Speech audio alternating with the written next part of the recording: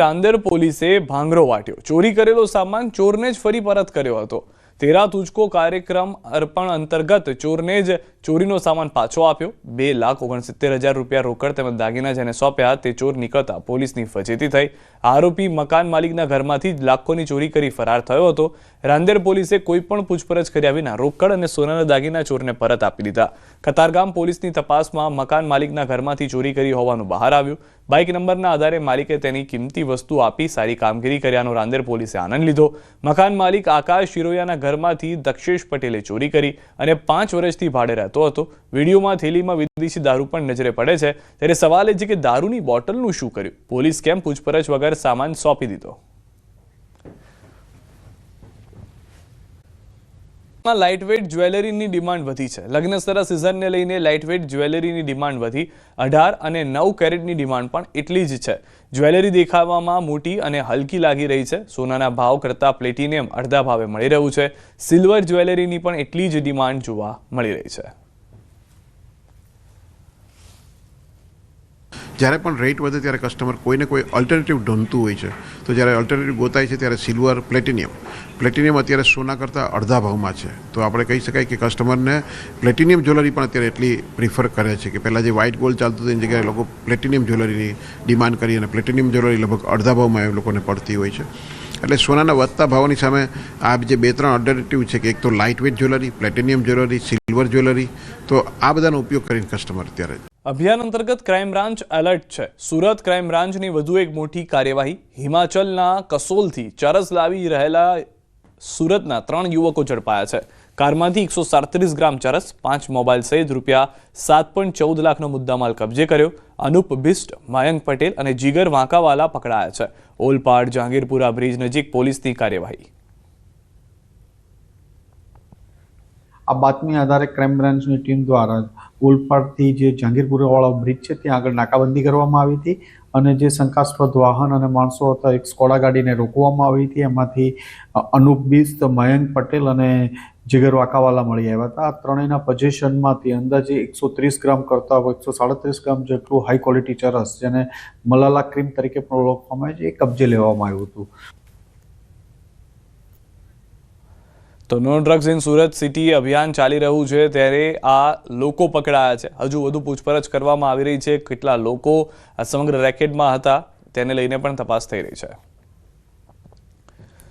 તો વરાછામાં મોબાઈલ ચોરને મેથી પાક ચખાડવામાં આવ્યો. મહિલાએ જાહેરમાં માર માર્યો. મહિલાનો મોબાઈલ ચોરી યુવાન ભાગી રહ્યો હતો. સ્થાનિક લોકોએ મોબાઈલમાં વિડીયો બનાવ્યો. હાલ વિડીયો સોશિયલ મીડિયામાં વાયરલ થઈ રહ્યો છે. દ્રશ્યોમાં પણ આપ જોવા રહ્યા છો તે પ્રમાણે મહિલા જે હતી તેનો મોબાઈલ ચોરી અને ચોર ભાગવાનો પ્રયાસ કર્યો હતો. સ્થાનિક લોકોએ ત્યાં આગળથી ચોરને પકડ્યો હતો અને ત્યારબાદ મહિલાએ એ ચોરને મેથી પાક ચખાડ્યો હતો.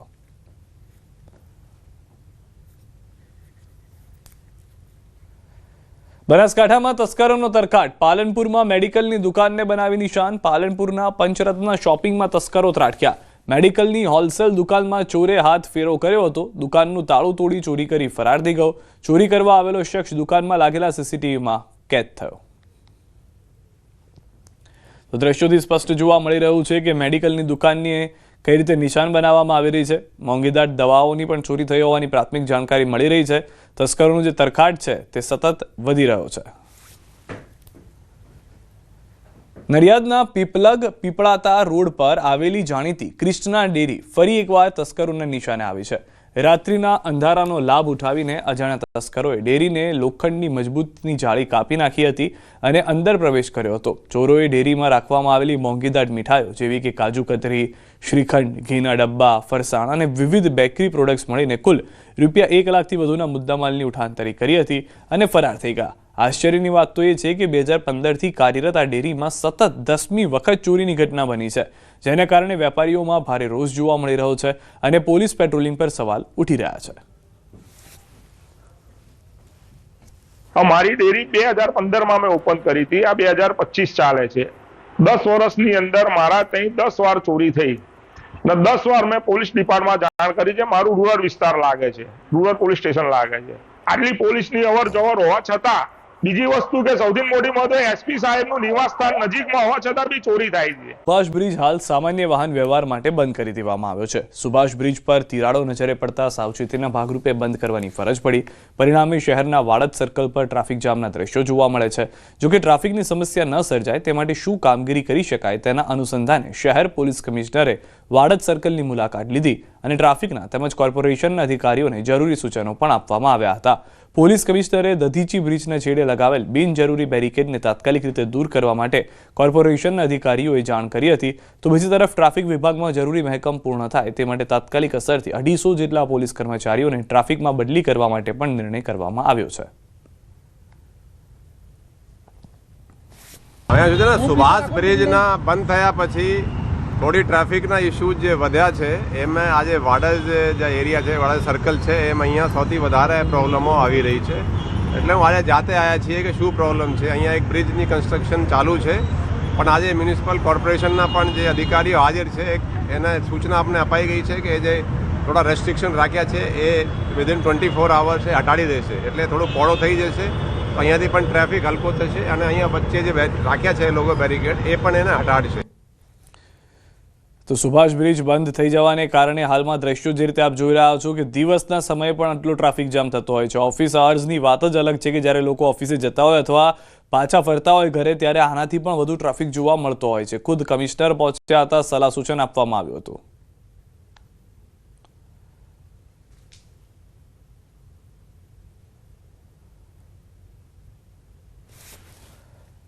વડોદરાનો છાણી બાજવા રોડ બિસ્માર હાલતમાં હોવાથી સ્થાનિકો દ્વારા વિરોધ કરવામાં આવ્યો. છેલ્લા 40 વર્ષથી સ્થાનિકો રોડ બનાવવાની માંગ કરી રહ્યા છે પરંતુ તેમની રજૂઆતો સાંભળવામાં આવતી ન હોવાથી અંતે નાગરિકોએ ચક્કાજામ કરી વિરોધ નોંધાવ્યો. નાગરિકોએ ડામરના બદલે આરસીસી રોડ બનાવવા માંગ કરી છે. વિરોધને જોતા પોલીસ સ્થળ પર દોડી આવી હતી તેમજ બાજવા ગામના સરપંચ અને ડેપ્યુટી સરપંચ પણ દોડી આવ્યા અને ગ્રામજનોને થોડાક જ સમયમાં રોડનું કામ શરૂ થશે તેવું આશ્વાસન આપ્યું.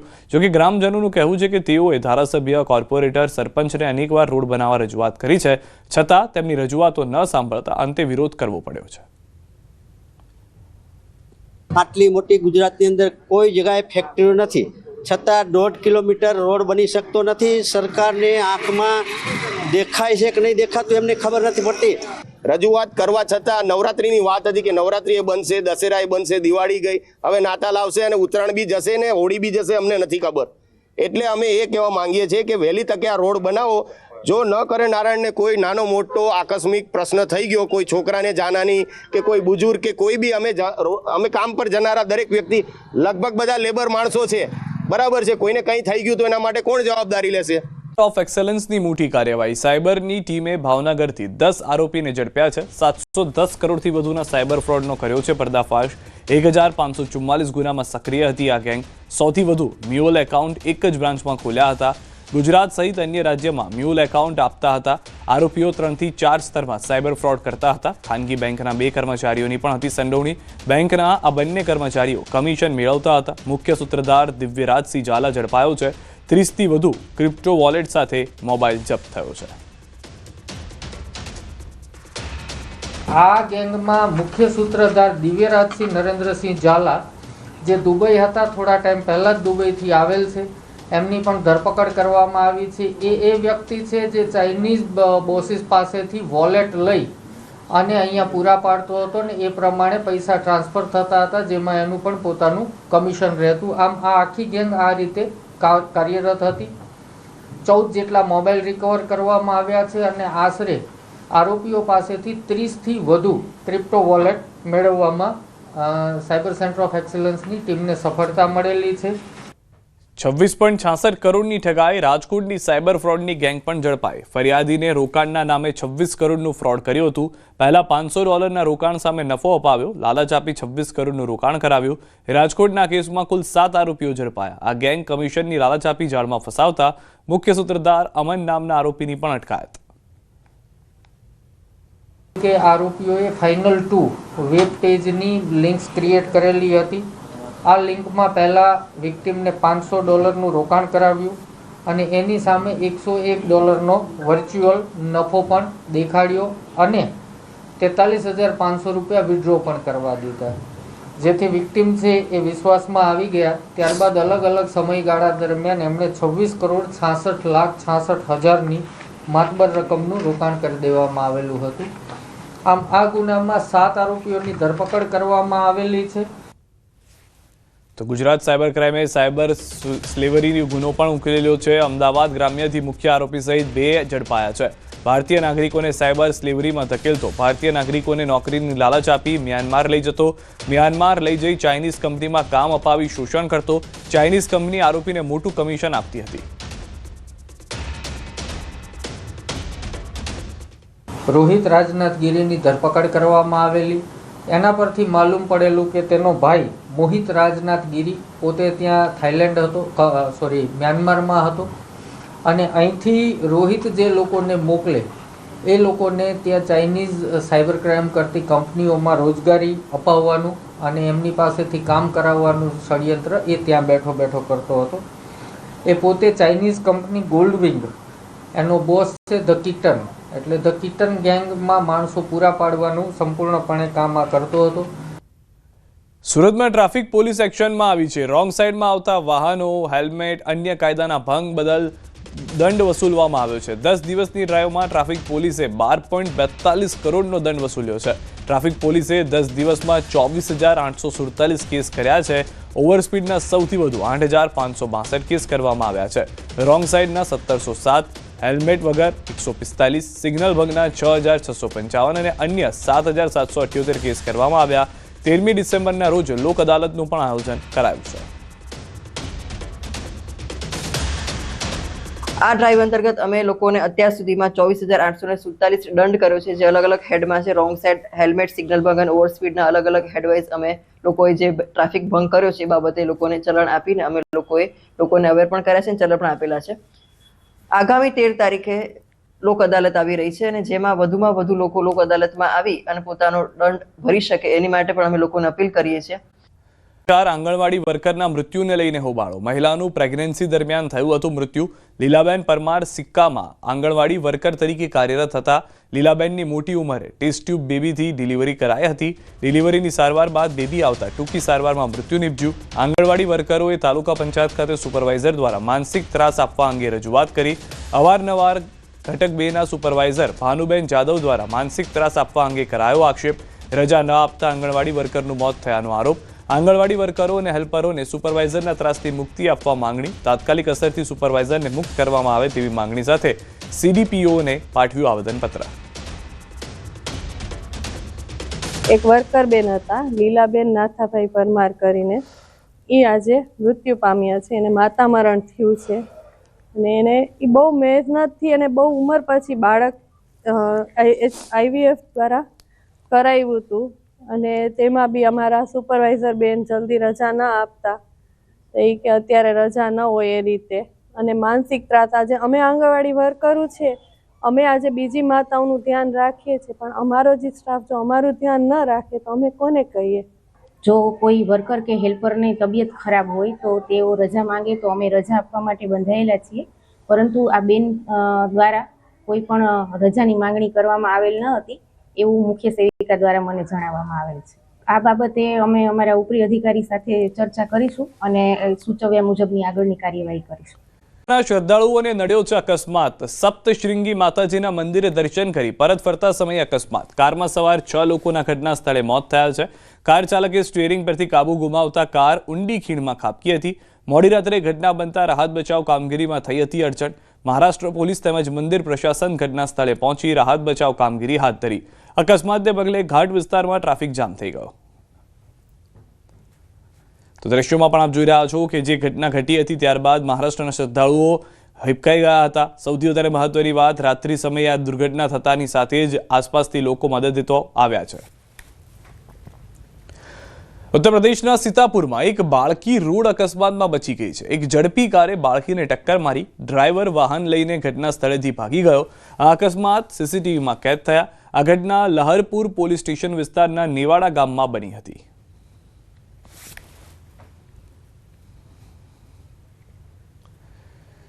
નવસારીથી સમાચાર. નેશનલ હાઈવે પર સર્જાયો અકસ્માત. બેકાબુ બનેલા ટ્રકે નેશનલ હાઈવેને બાનમાં લીધો. 2 કાર અને ટ્રકને અડફેટે લેતા અફરાતફરી મચી ગઈ. ગણદેવી તાલુકાના ખારેલ નજીક નેશનલ હાઈવે પર સર્જાયો અકસ્માત. સમગ્ર ઘટનાના સીસીટીવી સામે આવ્યા છે. અકસ્માતમાં કોઈ જાનહાની ન થતા તંત્રએ રાહતનો શ્વાસ લીધો છે. તો દ્રશ્યોની અંદર પણ આપ જોઈ રહ્યા છો કે રીતની દુર્ઘટના જે છે તે ઘટી છે. 2 કાર અને ટ્રકને અડફેટે લેતા અફરાતફરીનો માહોલ જોવા મળ્યો હતો હાઈવે ઉપર. પરંતુ નેશનલ હાઈવે પર અકસ્માતને કારણે ટ્રાફિક જામની પણ સમસ્યાનો સામનો લોકોએ કરવો પડ્યો છે. બેકાબુ બનેલા ટ્રકે નેશનલ હાઈવેને આખો બાનમાં લીધો હોય તેવા દ્રશ્યો સર્જાયા. રાજકોટની સિવિલ હોસ્પિટલમાં ટીબીના દર્દીના મૃત્યુનો મામલો. સિવિલ અધિક્ષક મોનાલી માકડિયાનું નિવેદન. સમગ્ર ઘટના મામલે તપાસ કમિટીની રચના કરાઈ છે. ટીબી વોર્ડમાં બીડી પીવા પર કે જ્વલનશીલ પદાર્થ લઈ જવા પર પ્રતિબંધ છે.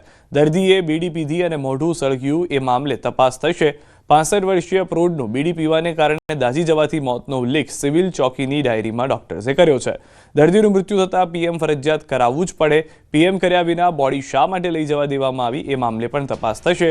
ટીબી વોર્ડમાં એક જ મહિનામાં બીજી ઘટના બનતા સખત કાર્યવાહીની માંગ છે. આના માટે પણ અમે કમિટીની ફોર્મેશન કરી જ છે અને એને તાત્કાલિક રિપોર્ટ આપવાનું પણ જણાવવામાં આવ્યું છે. એનો રિપોર્ટ આવે પણ આગળની કાર્યવાહી. સ્પાર્ક ઓક્સિજનના સંપર્કમાં આવે તો આગ લાગે, એ જનરલ નિયમ છે. હવે વેન્ટિલેટરમાં ઓક્સિજનનો ફ્લો કેટલો હતો એ વખતે, કેવી રીતનું પોઝિશન હતી, બીડી ક્યાં હતી. વિછિયા તાલુકાના પાટિયાળી ગામે પ્રસંગ દરમિયાન મિસફાયરિંગની ઘટના બની. લગ્ન પ્રસંગના ફુલેકામાં ફાયરિંગ કરતા કૌટુંબિક સગાને પગમાં ગોળી વાગી. ફાયરિંગ કરનાર જિગ્નેશ પલાળિયા સામે પોલીસે કાર્યવાહી હાથ ધરી છે. સંબંધીને ગોળી પગમાં આરપાર નીકળી જતા પહોંચી જતા ગંભીર ઈજા થઈ છે. અરવિંદ કોળી નામના વ્યક્તિને ઈજા પહોંચતા સારવાર અર્થે ખસેડાયો છે. બીજી તરફ ઈજાગ્રસ્તને ફરિયાદ ન નોંધાવતા પોલીસ ખુદ ફરિયાદી બની છે. જિગ્નેશને કોર્ટમાં રજૂ કરતા જેલ હવાલે કરવામાં આવ્યો છે. જિગ્નેશ રાજકોટથી વર્ષ 2021માં લાયસન્સ મેળવ્યું હોવાનું ખુલ્યું છે.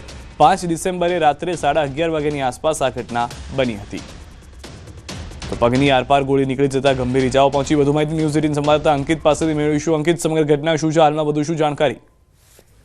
સિદ્ધાર્થ, વાત કરવામાં આવે તો ચોટીલા તાલુકા પંચાયતના સદસ્ય દ્વારા ફુલેકાની અંદર ભડાકા કરવામાં આવ્યા હોવાની ઘટના છે તે સામે આવી છે. ને જે ઘટના બની છે તે રાજકોટ જિલ્લાના વિછિયા તાલુકાના પાટિયાળી ગામ ખાતે 5 ડિસેમ્બરના રોજ રાત્રિના 11:30 કલાક આસપાસ બની હોવાનું છે તે સામે આવ્યું છે.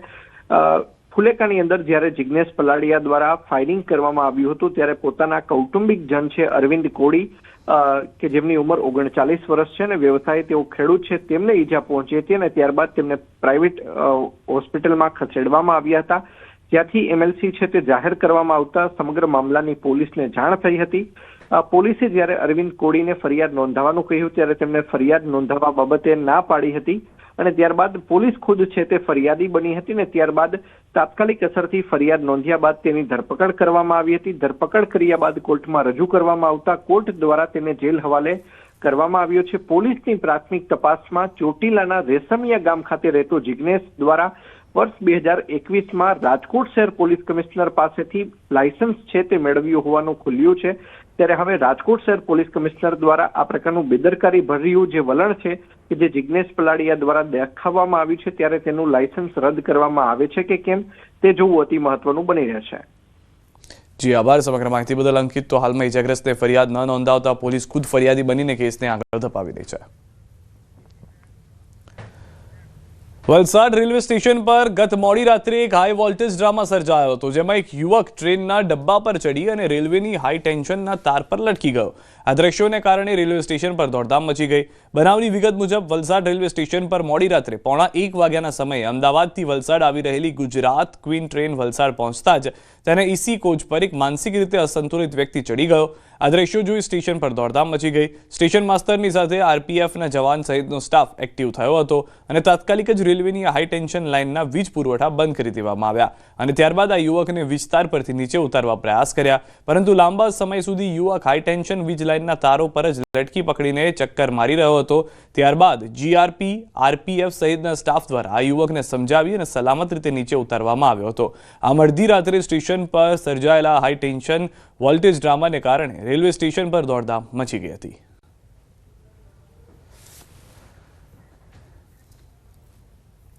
સુરતથી સમાચાર. કારખાનામાં કારીગરોએ કર્યો હંગામો. કાપડમાં ભાવ વધારાની માંગ સાથે હંગામો. પાંડેસરાના લુમ્સ કારખાનામાં કારીગરોનો હોબાળો. પ્રતિ મીટરે 5 થી 10 પૈસાનો વધારો કરવામાં આવે તેવી માંગ છે. માંગણી સંતોષવા માટે કારીગરો 5 થી 7 લુમ્સ કારખાનાઓને બાનમાં લઈ ચૂક્યા હતા.